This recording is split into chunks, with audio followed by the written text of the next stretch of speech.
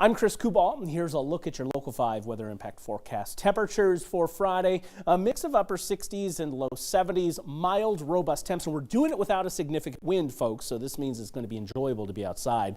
Those numbers up with some of the best on record for November the 14th. The highest we've seen, the record high, 73, set back in 1990 and 1964. Notice we're just outside of the top 5 with our high forecast, but conceivable that we could climb up in there. Stone's throw away from record territory. Mainly clear as we go through the overnight.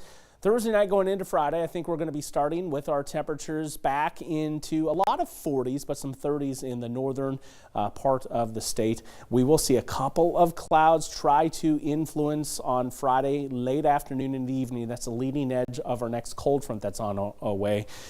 Getting into early Saturday, see the wind shift there. That's that cold front moving through. And generally speaking, a dry passage. Some returns on radar possible to dry down low to get them to punch all the way to the surface.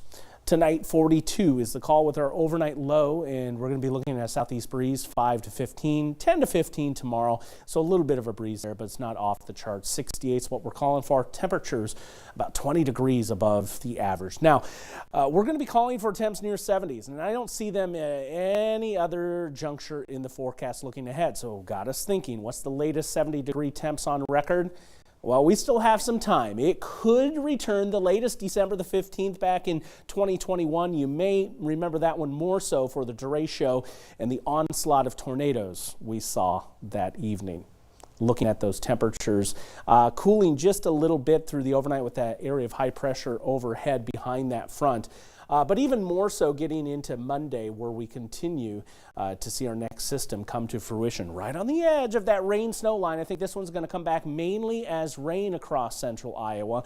But there is some data that's showing some snow out there. Now, temperatures, I think, are ultimately going to struggle to fall down to the depths where we need to see some snow come to fruition. Definitely something I'm going to be tracking. Rain for now, I'd say anywhere from a quarter to a half inch of rainfall. So let's look at that snow data in the ensemble. Boom, there it is, something to watch with model number 2. 1 and 3 don't really have much of anything in there. Again, I think this is going to be more of a rain scenario than a snow scenario.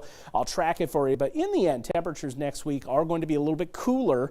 That's going to be closer to typical for the time of year, into the mid and upper 40s. More rain chances down the line towards the end of next week, and of course, we'll watch those cooler periods through the overnights. Perhaps we could wiggle some snowflakes in here, but way down the line.